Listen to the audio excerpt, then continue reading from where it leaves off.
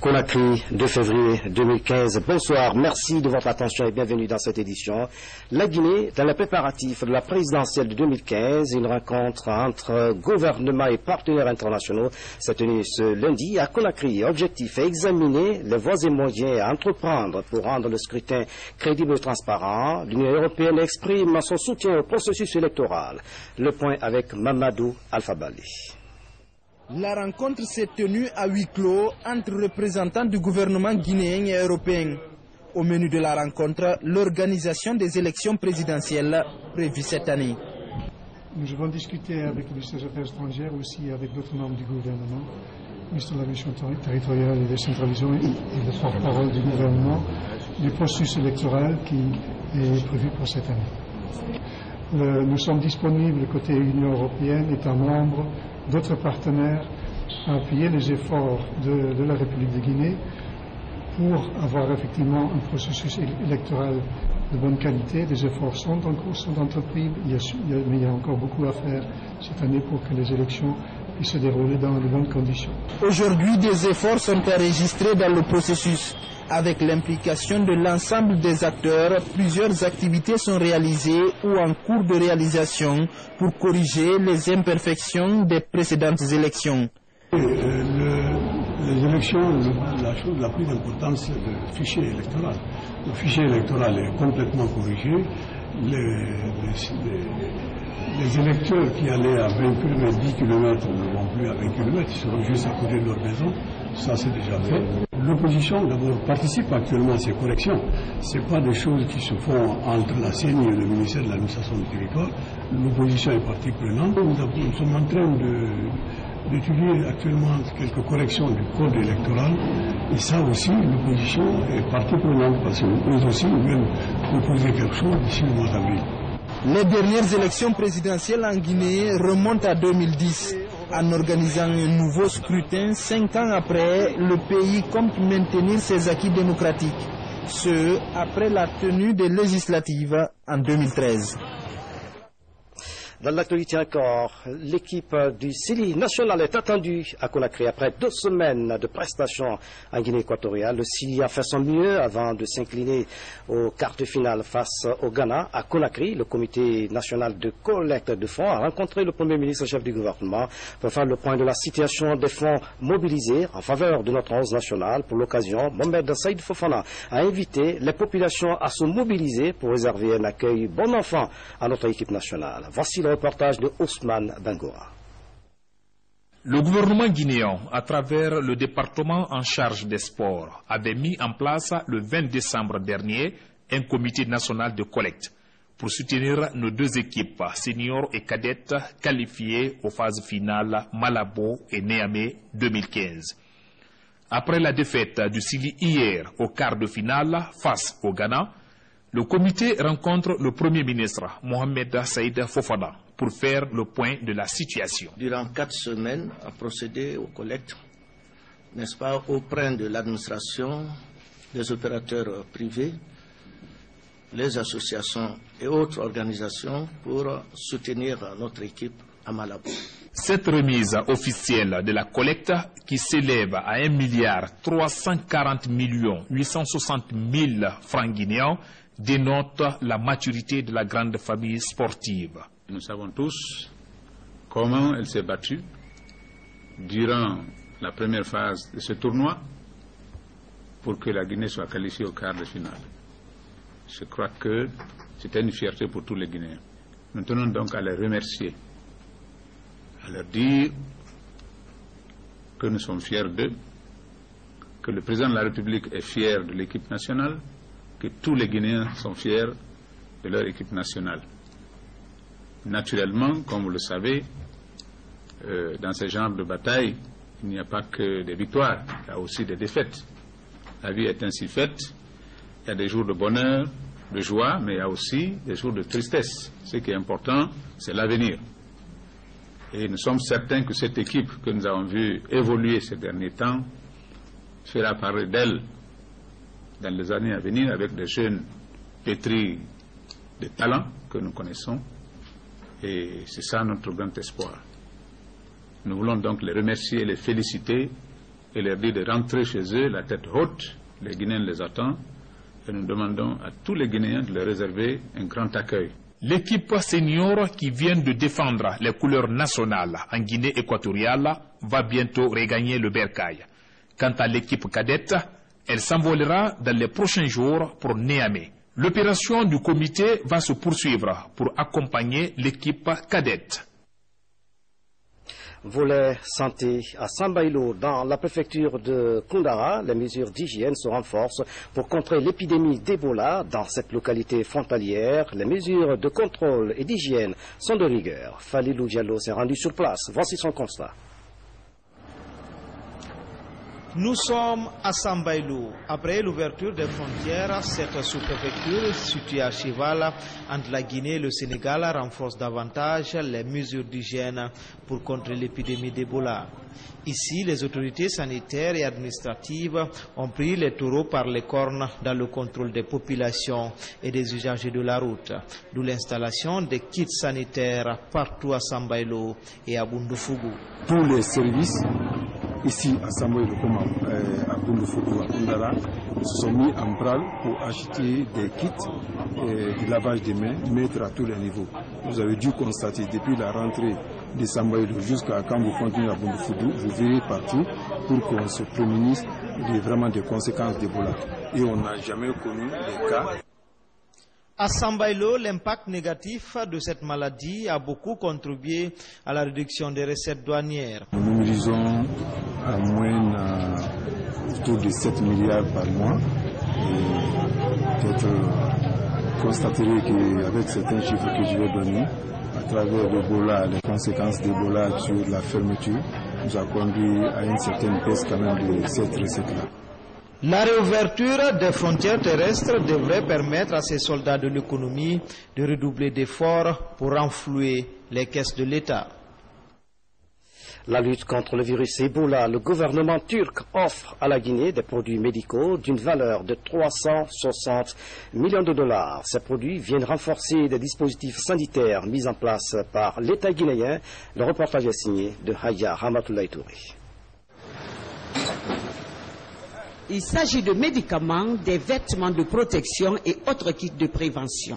Il y a aussi des sacs mortuaires que le gouvernement turc offre à la Guinée pour l'appuyer dans ses efforts de lutte contre la fièvre hémorragique à virus Ebola. La Turquie se réjouit de faire aujourd'hui ce don d'équipements médicaux. Nous sommes tout à fait confiants qu'avec l'aide de la communauté internationale, la Guinée pourra endiguer ce fléau. Et je tiens à souligner que nous nous réjouissons énormément des bons résultats qui ont récemment été enregistrés en Guinée, et cela nous donne de l'optimisme quant à la fin de cette période difficile que le peuple guinéen endure depuis plus d'1 an. Ce geste du gouvernement turc est loin d'être une surprise. C'est l'illustration de l'amitié séculaire qui lie depuis longtemps Conakry et Istanbul. Nous sommes tous conscients du fait que la régularité et la constance de cette aide découle aussi de l'action personnelle des représentants de la République turque en Guinée qui transmettent régulièrement aux autorités de leur pays des informations pertinentes sur les problèmes et besoins du peuple de Guinée. Ce geste est également un geste salvateur, car nous sommes en période de rentrée scolaire où on a besoin de ces kits au niveau de toutes les écoles, dans le cadre de la détection des cas suspects, dans le cadre de la prévention. Des produits dont la Guinée a besoin pour poursuivre sa lutte contre le virus Ebola et parvenir à atteindre l'objectif zéro Ebola en 60 jours. À Conakry, le dispositif de lavage des mains souffre dans son application dans certains services publics. Le constat est fait par la Coordination nationale de lutte contre Ebola. On note un manque de suivi. La coordination invite les services publics à renforcer la vigilance pour le lavage régulier des mains. Mamadi Terna Kamisoko, reportage. Dans la plupart des départements ministériels, le constat révèle que des dispositifs de lavage des mains sont bien installés au niveau des entrées principales. Mais par manque de suivi et de rigueur, rares sont les visiteurs et même des travailleurs qui y prêtent attention. Pourtant, un geste simple. Chaque matin désormais, tous les visiteurs, le personnel, passe par le lavage des mains, ensuite la prise de la température par le thermoflash, Inch'Allah. Baissant la guerre, on peut craindre également un autre pic qu'on ne souhaite pas au niveau de notre pays. Conakry fait partie des localités notifiant encore des cas. Cette mission de supervision de l'unité logistique de la coordination nationale de lutte contre Ebola sillonne donc les services publics pour amener les citoyens à coopérer afin que Ebola zéro en 60 jours ne soit pas un simple slogan. Je pense qu'il est temps pour chacun de nous de se ressaisir, de se dire que tant qu'il y a un seul cas d'Ebola en Guinée, on n'est pas à l'abri du risque de relance encore de l'épidémie. Alors chacun de nous doit jouer un rôle important. Dispositif de lavage de main, il faudra mettre quelqu'un à l'entrée de ces différents services qui n'a pour rôle que d'amener tous ceux qui rentrent dans le service à laver les mains rentrées. Ça ne coûte absolument rien. L'objectif est d'écarter tout risque de nouvelles flambées de l'épidémie. La coordination nationale de lutte contre Ebola compte y veiller. D'autres équipes de supervision sont attendues prochainement sur le terrain. Santé encore, avec le processus de renouvellement du bureau exécutif de la coordination nationale de lutte contre le sida, le paludisme et la tuberculose, une réunion d'évaluation s'est tenue à cet effet. C'est un prélude à une assemblée générale élective. Yaya Silla fait le point. Cette rencontre des membres de la commission ad hoc du secrétariat permanent de l'instance de coordination nationale et le bureau exécutif national pour la lutte contre le VIH-Sida, le paludisme et la tuberculose a pour but de faire l'état des lieux des préparatifs de l'assemblée générale élective du nouveau bureau exécutif de la coordination nationale.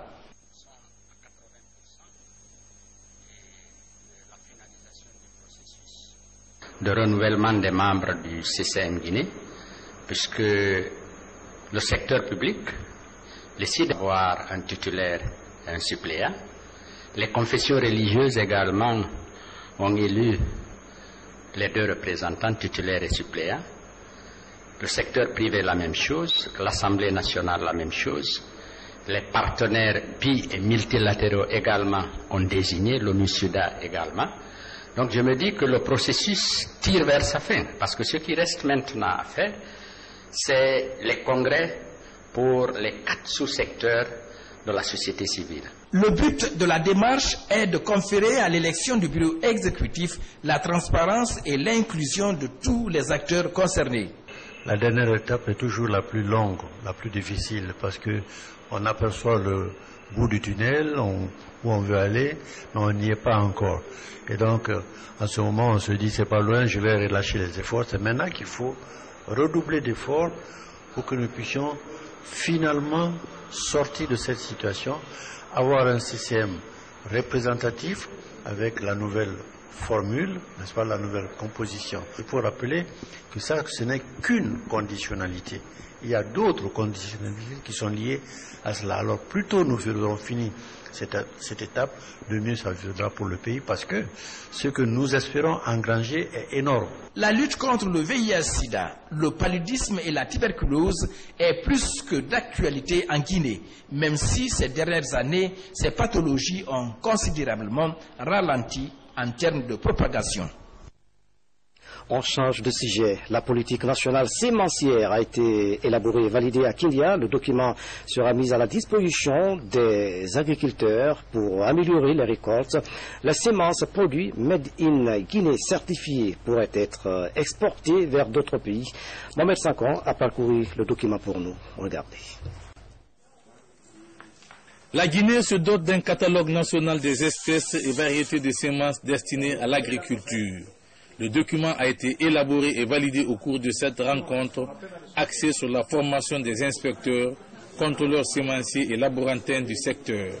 Avec la validation de ce document et l'acquisition des techniques de certification, de contrôle de qualité, les producteurs pourraient connaître une amélioration des récoltes. Pour produire la semence et pour les rendre bonnes, il faut d'abord avoir son propre catalogue national. C'est aussi du catalogue qu'on peut choisir des variétés qui peuvent être d'abord développées au niveau national et dont la semence peut être autorisée au point de vue production. elles peuvent permettre de faire une agriculture durable parce que le rendement va être élevé et créer des revenus pour les petits producteurs. Il s'agira également de former les agriculteurs aux différentes méthodes d'utilisation des semences et de créer des rapports de collaboration avec les techniciens des centres sémenciers du pays, qui ici est déjà ciblé par cette expérimentation. La démarche est appuyée par la FAO dans l'optique de lutter contre la pauvreté. L'objectif de l'assistance technique et financière de la FAO est d'aider le gouvernement guinéen à se doter d'une politique sémencière nationale dont le résultat est une organisation judicieuse de la filière afin de contribuer efficacement à l'augmentation de la productivité agricole. Fini l'utilisation hasardeuse des semences. Le catalogue national des espèces et variétés est désormais disponible. Il suffit d'en faire bon usage pour en tirer le maximum de profit. Mise en place dans la savane guinéenne à Kankan d'une association des femmes appelée Union des femmes de Kankan. Elle a pour mission de consolider la paix et la quiétude sociale. C'est dans ce sens que l'association a organisé une lecture du Saint-Coran à la mosquée de Kankan. Notre reporter Fodé Bangali Fofana a assisté à la cérémonie témoignage. Ici, à Nabaya, vient de naître l'Union des femmes de Kankan. C'est l'une des plus grandes organisations féminines que cette ville n'avait jamais connues, hormis les organisations sociales des jeunes qu'on connaît ici, appelées SERE. Elle regroupe toutes les femmes vivant à Kankan sans distinction d'origine, de race, encore moins de religion. Une initiative partagée par toutes. Nos sœurs chrétiennes sont là, celles de la forêt sont là, du Fouta sont là, les femmes Soussou sont là, les femmes Maléké sont là. Comme Nabaya veut le dire, toute femme qui vit à Kankan, pour nous, est de Kankan. Pour permettre à cette nouvelle union des femmes de Kankan de répondre aux attentes de ses membres et de ses initiatrices, c'est ici, à la grande mosquée de Kankan, qu'on a fait appel à la notabilité et aux sages religieux pour lire le Saint-Coran. Et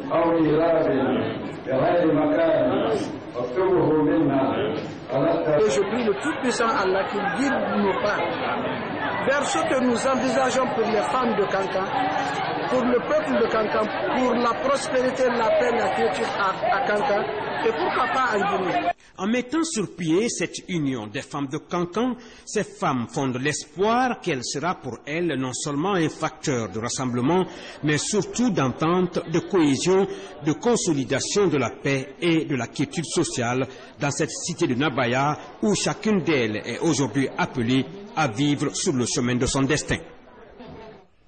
Et puis l'Union des assurances change de dénomination et devient Sunu, qui signifie en Wolof nous. Sunu existe dans plusieurs pays africains. Le changement de nom de l'Union des assurances a fait l'objet de cérémonies à Conakry. Moussa Komara y était. Pour rester leader dans l'industrie des assurances en Afrique, le groupe Sunu Participation Holding harmonise sa dénomination. Au départ, ces filières n'avaient pas de même nom, alors que le groupe est présent dans 11 pays du continent. L'Union des assurances de Guinée, une des filiales, change d'identité. Elle s'appelle désormais Sunu Assurance de Guinée. Est de réunir la grande famille Sunu pour resserrer les liens entre ces différentes composantes, d'annoncer en avant-première à cette famille le changement de dénomination sociale à travers une uniformisation de son identité visuelle en la rendant instantanément identifiable par tous sur tous les supports et dans tous les pays. Sunu est un mot Wolof. Il signifie nous. C'est en 1999 que le groupe Sunu Participation Holding a été créé en France. Depuis cette date, il a fait du chemin. Aujourd'hui, il accumule plus de 1043 collaborateurs en Afrique et s'emploie à soutenir et encourager les communautés à travers de nombreux projets. Cette harmonisation de noms bénéficie du soutien de la Banque centrale de Guinée. Le représentant de l'institution invite les promoteurs au respect des règlements nationaux régissant les activités des assurances en Guinée.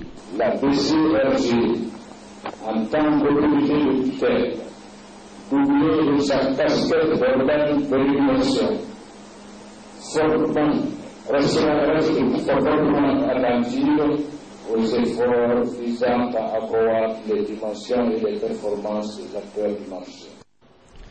Pour gagner la confiance et la fidélité des clients à travers le monde, ce géant de l'industrie des assurances projette d'implanter ses filiales dans les pays anglophones et lusophones.